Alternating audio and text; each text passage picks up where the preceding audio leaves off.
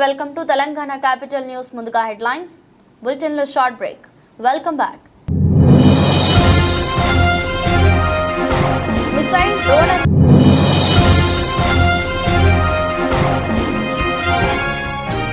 Rahul Gandhi helicopter ను తనిఖీ చేసిన అధికారులు, సహకరించిన రాహుల్.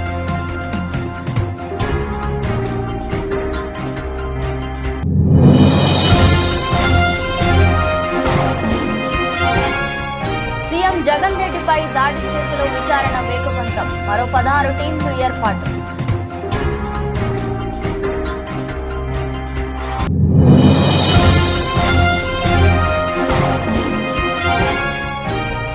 సీఎం జగన్ బస్సు యాత్ర పునః ప్రారంభం. గుడివాడ వద్ద బహిరంగ సభ.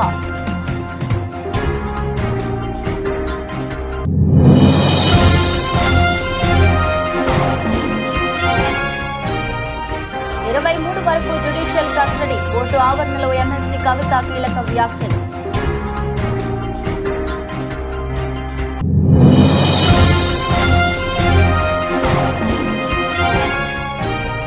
బీజేపీ కార్యాలయంలో కిషన్ రెడ్డి రైతు దీక్ష. పెద్ద సంఖ్యలో పాల్గొన్న బీజేపీ శ్రేణులు.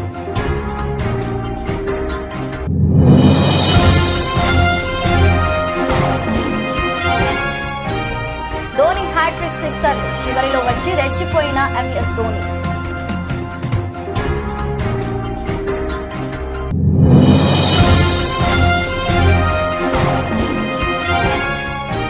వారణాసిలో కృతి సనన్, రణ్వీర్ సింగ్ సందడి. ట్రెండింగ్ లో విజువల్స్.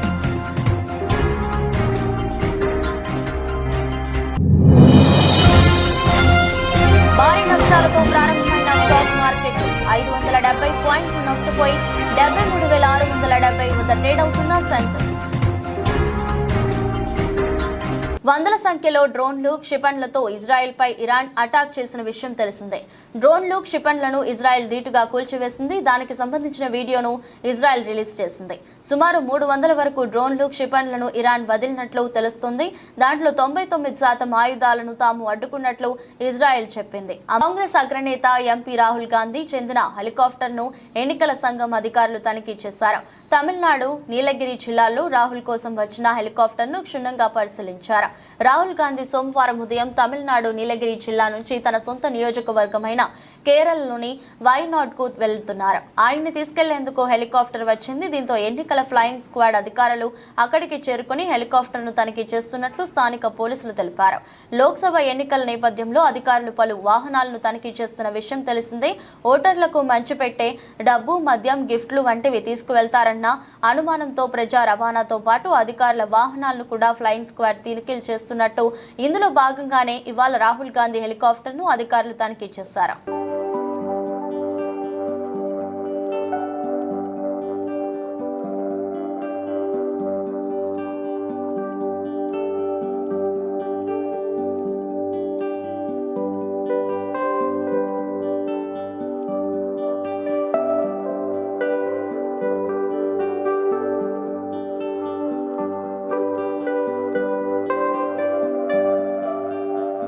మేమంతా సిద్ధం పేరుతో సీఎం జగన్ మోహన్ రెడ్డి చేపట్టిన బస్సు యాత్రలో భాగంగా శనివారం విజయవాడలో గుర్తులేని వ్యక్తి జగన్ పై రాయి దాడికి పాల్పడిన విషయం తెలిసిందే. ఈ కేసు విచారణను బెజవాడ పోలీసులు వేగవంతం చేశారు. ఇప్పటికే 6 టీంలను ఏర్పాటు చేసి వివిధ కోణాల్లో విచారణ చేస్తున్నారు. తాజాగా మరో 16 టీంలను ఏర్పాటు చేసిన పోలీసులు కేసుకు సంబంధించి వివిధ కోణాల్లో విచారణ చేస్తున్నారు. ఒక్కొక్క టీంలో డీసీపీ, ఏడీ, సిపి, డీఎస్పీ ర్యాంక్ అధికారులను సిపి నియమించారు. టీంకు 5 సభ్యులతో నగరంలో ఉన్న అసాంఘిక కార్యక్రమాలను పాల్పడుతున్న వ్యక్తులను పోలీసులు విచారిస్తున్నారు. ఇప్పటికే ఈ కేసులో అనుమానితులుగా ఉన్న 4 వ్యక్తులను లోతుగా విచారించిన పోలీసులు ఈ వ్యక్తిపై పూర్తిగా అనుమానంతో అతనిని తమదైన శైలిలో విచారిస్తున్నారు. ఈ కేసును డీజీపీ, ఇంటెలిజెన్స్ వర్గాల పర్యవేక్షణలో పోలీసులు విచారణ చేస్తున్నారు. మరోవైపు రాయి దాడి ఘటన తరువాత విజయవాడ ఆసుపత్రిలో చికిత్స పొందిన జగన్మోహన్ రెడ్డి ఆదివారం విశ్రాంతి తీసుకున్నారు. సోమవారం మేమంతా సిద్ధం బస్సు యాత్రను ప్రారంభించారు. కేసరపల్లి దగ్గర నుంచి ఉదయం 9 గంటలకు బస్సు యాత్ర ప్రారంభమైంది. గన్నవరం, గుడివాడ నియోజకవర్గాల్లోని పలు ప్రాంతాల మీదుగా బస్సు యాత్ర సాగనుంది. పలు ప్రాంతాల్లో ఏర్పాటు చేసిన సభల్లో జగన్ పాల్గొని ప్రసంగిస్తారు. రాత్రి 8 గంటల సమయానికి కృష్ణా జిల్లా హనుమాన్ జంక్షన్ నుండి ఏలూరు జిల్లాలోకి బస్సు యాత్ర ప్రవేశిస్తుంది. రాత్రి నారాయణపురంలో జగన్ బస చేస్తున్నారు.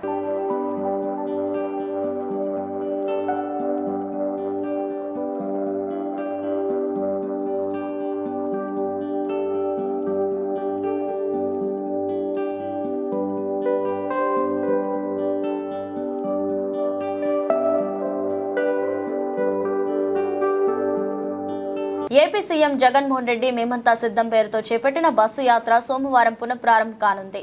బస్సు యాత్రలో భాగంగా శనివారం రాత్రి గుర్తెలని వ్యక్తి జగన్మోహన్ రెడ్డిపై దాడి చేసిన విషయం తెలిసిందే. రాయి దాడితో జగన్ కంటిపై భాగంలో తీవ్ర గాయమైంది. విజయవాడ ప్రభుత్వ ఆసుపత్రిలో వైద్యులు జగన్ కి చికిత్స నిర్వహించి గాయమైన చోట కుట్లు వేశారు. ఆదివారం విశ్రాంతి తీసుకున్న జగన్ సోమవారం తిరిగి బస్సు యాత్రను పునఃప్రారంభించారు. జగన్ చేపట్టిన మేమంతా సిద్ధం బస్సు యాత్ర సోమవారం కేసరపల్లి దగ్గర నుంచి ఉదయం 9 గంటలకు ప్రారంభమవుతుంది. గన్నవరం, ఆత్కూర్, వీరవల్లి, క్రాస్ హనుమాన్ జంక్షన్, పుట్టగుంట మీదుగా జొన్నపాడు వద్దకు బస్సు యాత్ర చేరుకుంటుంది. అక్కడ భోజన విరామం తీసుకుంటారు. అనంతరం జొన్నపాడు, జనార్దనపురం మీదుగా సాయంత్రం 3:30 గుడివాడ నియోజకవర్గంలోకి బస్సు యాత్ర చేరుకుంటుంది. గుడివాడలో బహిరంగ సభలో జగన్ పాల్గొని ప్రసంగిస్తారు. రాత్రి 8 గంటల సమయానికి కృష్ణా జిల్లా హనుమాన్ జంక్షన్ నుండి ఏలూరు జిల్లాలోకి బస్సు యాత్ర ప్రవేశిస్తుంది. బొమ్మలూరు, కలపర్రు, ఏలూరు బైపాస్ మీదుగా దెందులూరు, గుండు గొలుసు, భీమడోలు, కైకవరం, నారాయణపురం వరకు బస్సు యాత్ర కొనసాగుతుంది. నారాయణపురంలో రాత్రి బస్సు శిబిరానికి జగన్ చేరుకుంటారు. విజయవాడలో సీఎంపై జరిగిన రాయి దాడి నేపథ్యంలో పోలీసు పటిష్ట బందోబస్తు ఏర్పాటు చేశారు. పోలీసు ఉన్నతాధికారులు ఆదివారం ముందస్తు భద్రత ఏర్పాట్లను పరిశీలిస్తున్నారు. స్థానిక గాంధీ బొమ్మ సెంటర్లో ఏలూరు రేంజ్ డీఐజీ అశోక్ కుమార్, జిల్లా ఎస్పీ అద్నాన్ నయూం అస్వి నేతృత్వంలో భద్రతా ఏర్పాట్లను పర్యవేక్షించారు. అనంతరం భద్రతా పరంగా తీసుకోవాల్సిన చర్యలపై పోలీసు అధికారులు సిబ్బందికి సూచనలు చేశారు. అయితే బస్సు యాత్రలో రాయి దాడి ఘటనపై జగన్మోహన్ రెడ్డి ఎలా స్పందిస్తారనే అంశం ఆసక్తికరంగా మారింది. ఢిల్లీ లిక్కర్ స్కామ్ కేసులో సీబీఐ కస్టడీ ముగియడంతో అధికారులు ఎమ్మెల్సీ కవితను సోమవారం ఢిల్లీలోని రౌస్ అవెన్యూ కోర్టులో హాజరుపరిచారు. కవితను 14 రోజుల జ్యుడిషియల్ కస్టడీకి పంపాలని కోర్టును సీబీఐ కోరింది. అయితే న్యాయస్థానం 9 రోజులు కవితకు జ్యుడిషియల్ కస్టడీ విధిస్తూ అనుమతి ఇచ్చింది. ఈ నెల 23 వరకు కవిత జ్యుడిషియల్ కస్టడీలో ఉండనున్నారు. దీంతో మరోసారి అధికారులు కవితను తిహార్ జైలుకు తరలించనున్నారు. ఇదిలా ఉంటే కోర్టులో హాజరుపరిచేందుకు తీసుకువెళ్తున్న క్రమంలో కోర్టు ఆవరణలో ఎమ్మెల్సీ కవిత మీడియాతో మాట్లాడే ప్రయత్నం చేశారు. ఇది సీబీఐ కస్టడీ కాదు, బీజేపీ కస్టడీ అన్నారు. బయట బీజేపీ వాళ్ళు మాట్లాడిందే, లోపల సీబీఐ వాళ్ళు అడుగుతున్నారని చెప్పారు. 2 ఏళ్ల నుంచి అడిగిందే అడుగుతున్నారని, వాళ్ళు కొత్తగా అడిగేందుకు ఏం లేదని కవిత తెలిపారు. ఢిల్లీ మద్యం పాలసీ, మనీ లాండరింగ్ కేసులో ఎమ్మెల్సీ కవితను గత నెల 16న ఈడీ అధికారులు అరెస్టు చేసిన విషయం తెలిసిందే. ఈడీ కేసులో ఇప్పటికే కవిత తిహార్ జైలుకు వెళ్లారు. సీబీఐ అధికారులు తిహార్ జైల్లోనే కవితను ఈ నెల 11న అరెస్టు చేశారు. 3 రోజుల కస్టడీ ముగిసిన అనంతరం సోమవారం ఢిల్లీలోని రౌస్ అవెన్యూ కోర్టులో సీబీఐ అధికారులు కవితను హాజరుపరిచారు. అయితే కవిత విచారణకు సహకరించడం లేదు, అడిగిన ప్రశ్నలకు సమాధానం దాటవేస్తున్నారంటూ సీబీఐ కోర్టుకు తెలిపింది. దర్యాప్తు పురోగతిని కోర్టుకు సీబీఐ అధికారులు వివరించారు. కవిత బయట ఉంటే దర్యాప్తును ప్రభావితం చేస్తారని 14 రోజులు జ్యుడిషియల్ కస్టడీకి పంపించాలని కోర్టును సీబీఐ కోరింది. అయితే రౌస్ అవెన్యూ కోర్టు 9 రోజులు కవితకు జ్యుడిషియల్ కస్టడీ విధించింది. లోక్సభ ఎన్నికల వేళ బీజేపీ రాష్ట్ర నాయకత్వం స్పీడ్ పెంచింది. ప్రజా సమస్యలపై కాంగ్రెస్ పార్టీని నిలదీస్తోంది. ఈ క్రమంలో బీజేపీ రాష్ట్ర పార్టీ అధ్యక్షులు కేంద్ర మంత్రి కిషన్ రెడ్డి ప్రశ్నిస్తున్న తెలంగాణ రైతు పేరుతో రైతు దీక్ష చేపట్టారు. రైతులకు న్యాయం చేయాలని కాంగ్రెస్ ప్రభుత్వాన్ని డిమాండ్ చేస్తూ బీజేపీ కార్యాలయంలో ఉదయం 11 గంటల నుంచి సాయంత్రం 5 గంటల వరకు కిషన్ రెడ్డి దీక్షలో కూర్చోనున్నారు. రైతులకు పంట నష్ట పరిహారంతో పాటు రైతు రుణమాఫీ చేయాలని బీజేపీ డిమాండ్ చేస్తుంది. ప్రధాన డిమాండ్స్ ఇవే: వడ్లకు క్వింటాల్ 500 బోనస్ వెంటనే అమలు చేయాలి, 2 లక్షల లోపు బ్యాంకు రుణాలను మాఫీ చేయాలి, కరువు వలన నష్టపోయిన రైతులకు 25,000 నష్టపరిహారాన్ని అందించాలి, రైతు కూలీలకు 12,000 బ్యాంక్ అకౌంట్లో జమ చేయాలి, రైతు భరోసా ద్వారా 15,000 రూపాయలను రైతులకు అందించాలి. రైతులందరూ కూడా నమస్కారాలు.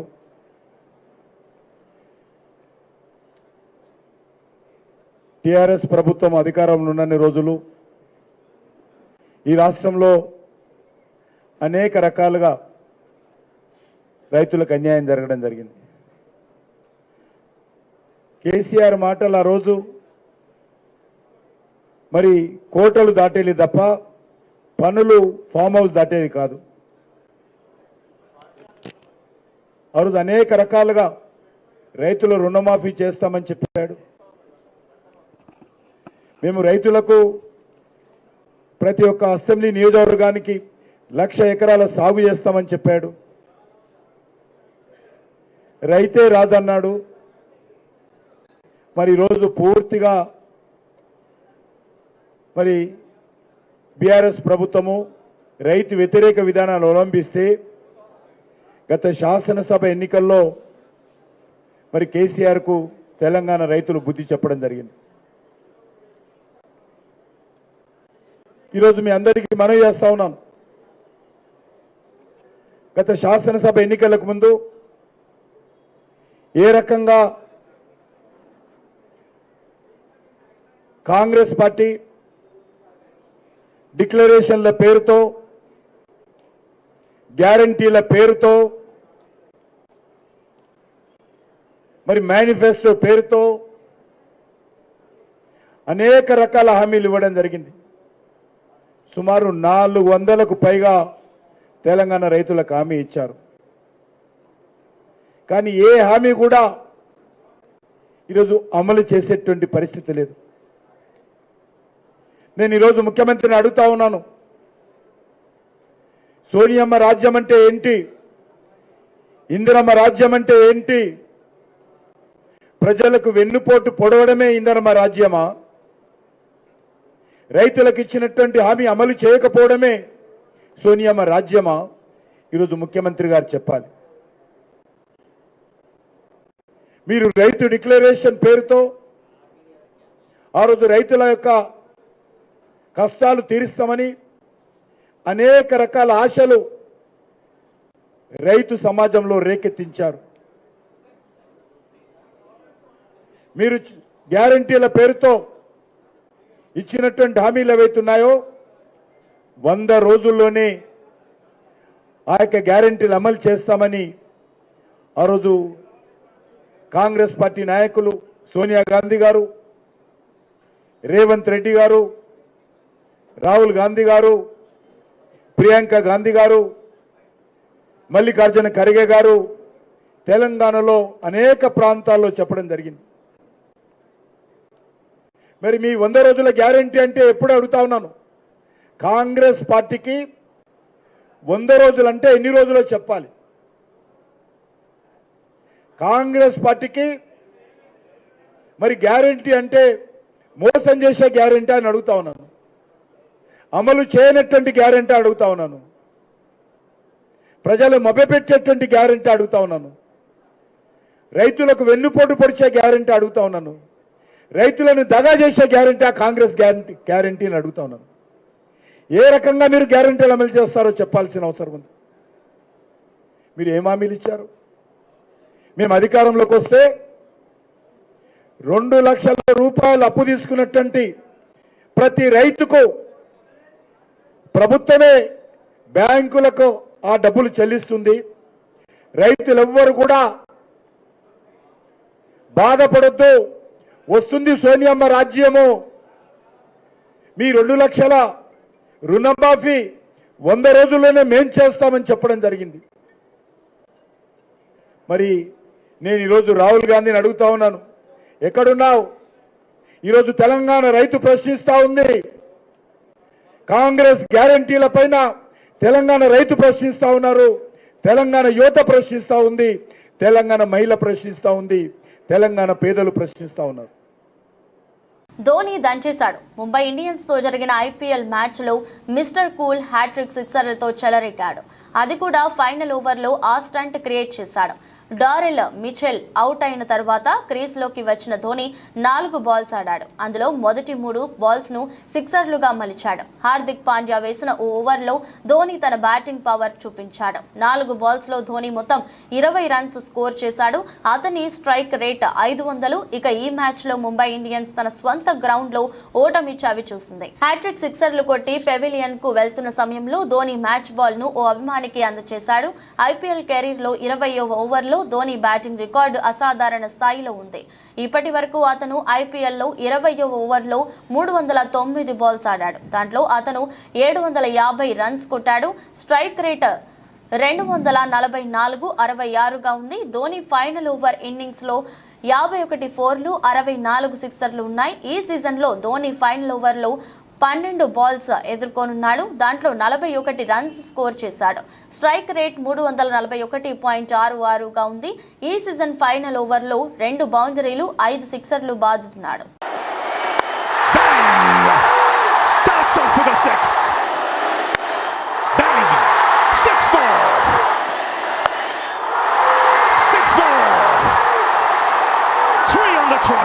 విలక్షణ నటనతో ఎంటర్టైన్ చేసే అతి కొద్ది మంది బాలీవుడ్ యాక్టర్లలో ఒకడు Ranveer Singh.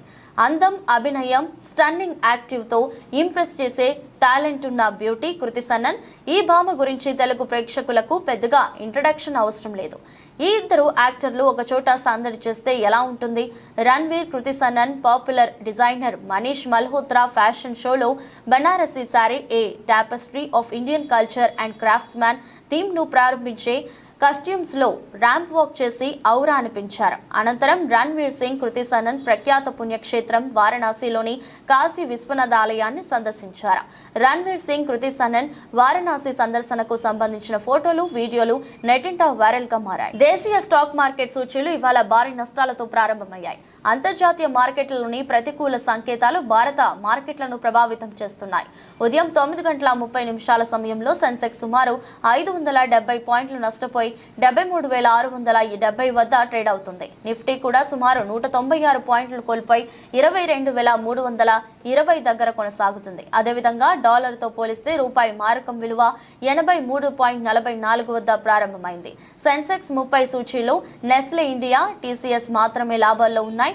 Tata Steel, Tata Motors, Power Grid, NTPC, SBI, Wipro, Bajaj Finserv, Bajaj Finance, Kotak Mahindra Bank, M&M, UltraTech Cements, Maruti షేర్లు అత్యధికంగా నష్టపోతున్న జాబితాలో ఉన్నాయి.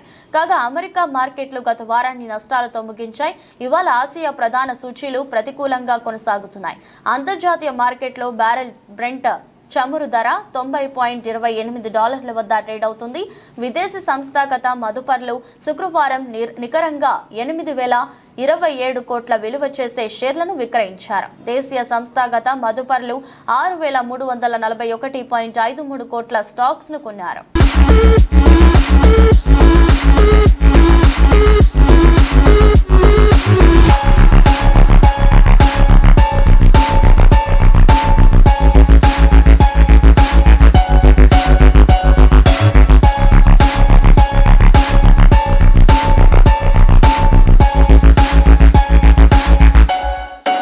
పట్నంలో ఆర్టీసీ కాంప్లెక్స్ సమీపంలో ఎంపీ సత్యవతి పార్టీ కార్యాలయంలో అనకాపల్లి వైఎస్ఆర్సీపీ ఎంపీ అభ్యర్థి బూడి ముత్యాల నాయుడు కార్యక్రమంలో ప్రారంభించారు. ఈ ప్రారంభోత్సవ కార్యక్రమానికి ముఖ్య అతిథిగా విచ్చేసిన ఉత్తరాంధ్ర జిల్లాల కోఆర్డినేటర్, రాజ్యసభ సభ్యులు వైవి సుబ్బారెడ్డి విచ్చేసి పార్టీ కార్యాలయం ప్రారంభోత్సవం రిబ్బన్ కట్ చేశారు. ఈ సందర్భంగా మీడియా సమావేశం ఏర్పాటు చేసి తదుపరి సుబ్బారెడ్డి మాట్లాడుతూ, నిన్న విజయవాడలో బస్సు యాత్రలో ఉన్న ముఖ్యమంత్రిపై జరిగిన దాడిని తీవ్రంగా ఖండిస్తూ త్రుటిలో పెను ప్రమాదం తప్పిందన్నారు. 2019లో కూడా విశాఖలో ఇదే మాదిరి దాడి చేయించారు. ప్రజల నిండు ఆశీస్సులు ఉన్నంత వరకు ఇటువంటి దాడులు ఎన్ని చేసినా జగన్మోహన్ రెడ్డిని ఏమీ చేయలేరు. జగన్మోహన్ రెడ్డికి ప్రజల్లో ఉన్న ఆదరణ చూసి తట్టుకోలేక ప్రతిపక్షాలు కుట్రపూరితంగా ఎటువంటి చర్యలకు పాల్పడుతున్నారన్నారు. దాడి జరిగిన దానికి ప్రాణాల నుంచి బయటపడ్డారు. అదే దాడి జరిగిన ప్రాంతం, దాడి జరిగిన ఇది చూస్తే ఒక్క ½ ఇంచి కిందకు వచ్చుంటే ముఖ్యమంత్రి గారి కన్ను ఎంత గాయమయ్యేది, అది కన్నుతో పోయేదా లేకపోతే ప్రాణాలు కూడా కుప్పుకుంటేదా అనేది పూర్తి స్థాయిలో మనకే అర్థం కాక మేము ఆలోచన బాధలో ఉంటే, దాడి జరిగిన గంటల్లోనే స్క్రిప్ట్ రెడీ చేసుకొని దీన్ని కూడా కృత్రిమంగా తయారు చేసి దాడి చేయించుకున్నారు, ఆర్టిఫిషియల్గా తయారు చేసి దాడి చేయించుకున్నారని ఒక పార్టీ, ప్రతిపక్ష పార్టీ మాట్లాడుతుందంటే దీని వెనక ఎవరున్నారు ఈ దాడి?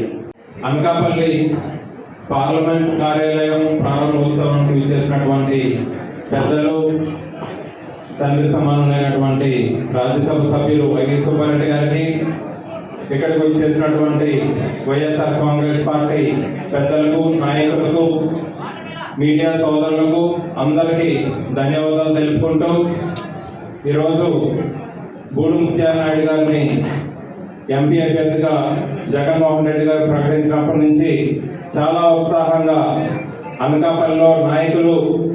దక్షిణ నియోజకవర్గం అంటే ఈ ప్రాంతానికి ఎంతో విశిష్టత ఉంది. ఇది మత్స్యకారుల అడ్డా తెలుసుకో పవన్ కళ్యాణ్ అంటూ జనసేనానిపై దక్షిణం నియోజకవర్గ అభ్యర్థి వైసీపీ వాసుపల్లి గణేష్ కుమార్ ధ్వజమెత్తారు. RTC complex Sri Polamamba super ship mart ను ఉదయం వాసుపల్లి గణేష్ కుమార్ సందర్శించి వర్తకులతో కలిసి వ్యాపారం చేశారు. అలాగే తోటి మత్స్యకారుల వ్యాపారులను వరుస పెట్టి పిలుస్తూ అక్కడికి వచ్చిన ప్రజలను ఆకట్టుకున్నారు.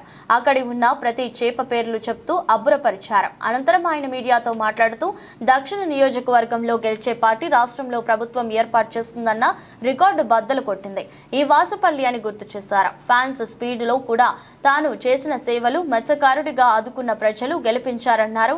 నేడు దక్షిణంలో మత్స్యకారుడికి ఇవ్వాల్సిన సీటు ఎక్కడో ఉన్న వ్యక్తిని తీసుకువచ్చి ఇక్కడ మత్స్యకారుడైన మూవి శ్రీనివాసరావుకి ముంచేసింది నిజం కాదా అని పవన్ కళ్యాణ్ పై విరుచుకుపడ్డారు. ఉప్పల్ ఫిజాదిగూడ అంకుర చిన్న పిల్లల ఆసుపత్రిలో ఉద్రిక్తత చోటు చేసుకుంది.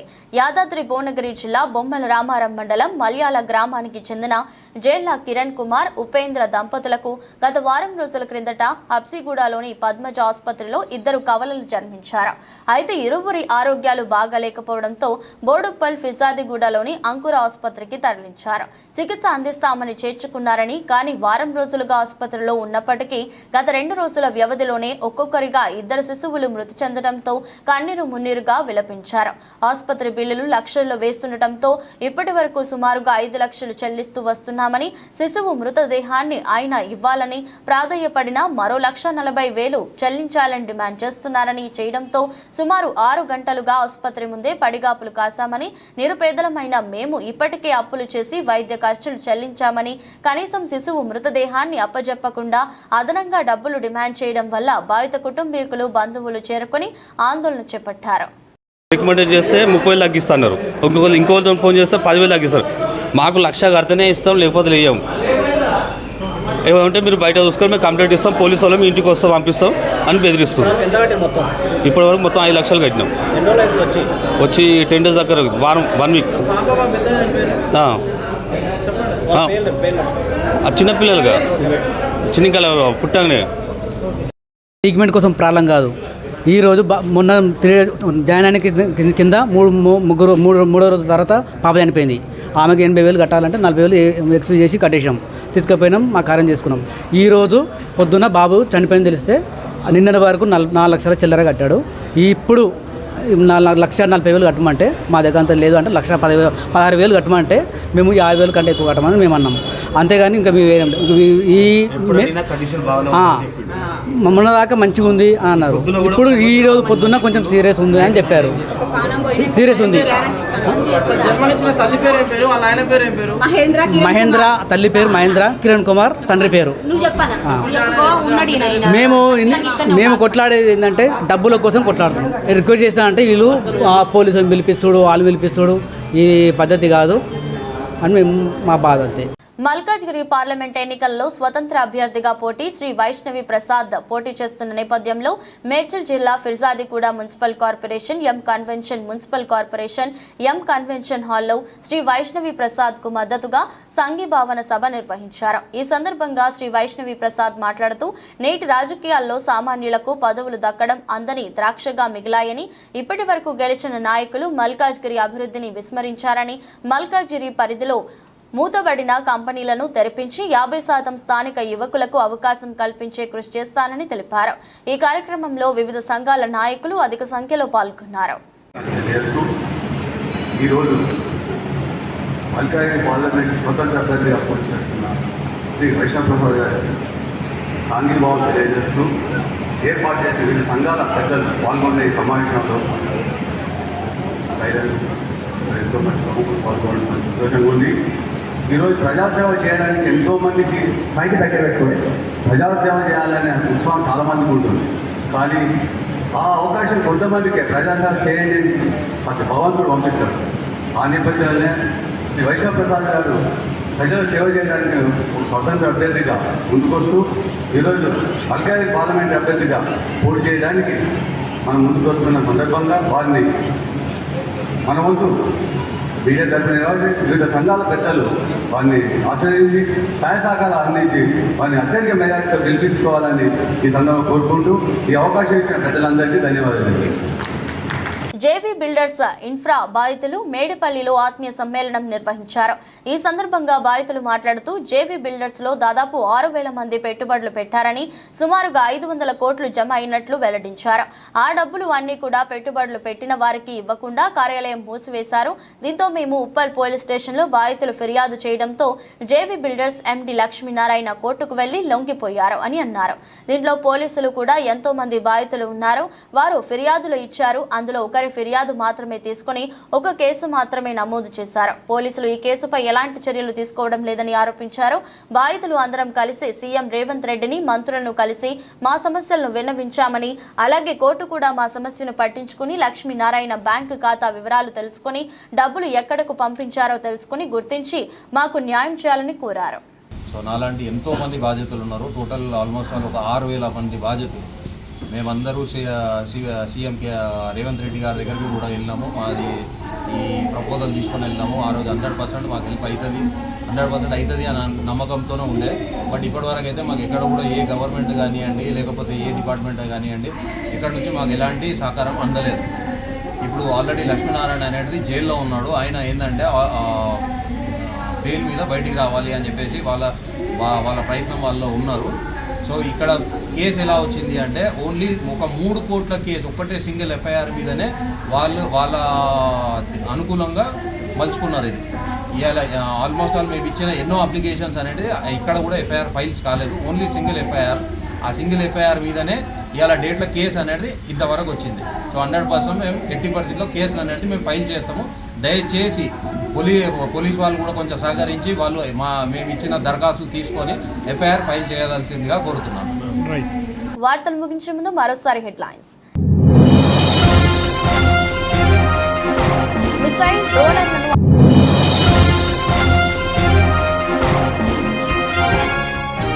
రాహుల్ గాంధీ హెలికాప్టర్ను తనిఖీ చేసిన అధికారులు, సహకరించిన రాహుల్.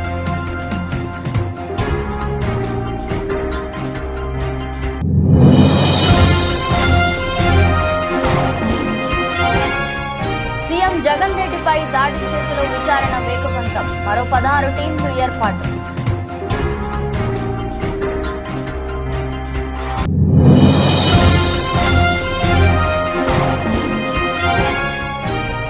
సీఎం జగన్ బస్సు యాత్ర పునః ప్రారంభం, గుడివాడ వద్ద బహిరంగ సభ.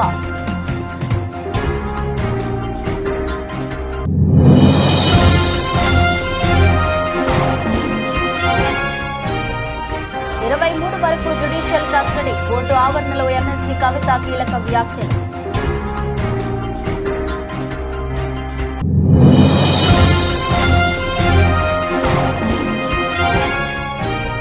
బీజేపీ కార్యాలయంలో కిషన్ రెడ్డి రైతు దీక్ష, పెద్ద సంఖ్యలో పాల్గొన్న బీజేపీ శ్రేణులు.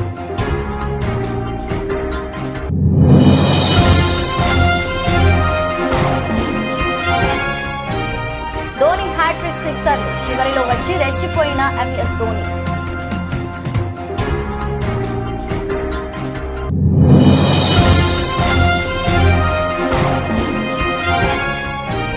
వారణాసిలో కృతి సనన్, రణ్వీర్ సింగ్ సందడి, ట్రెండింగ్ లో విజువల్స్.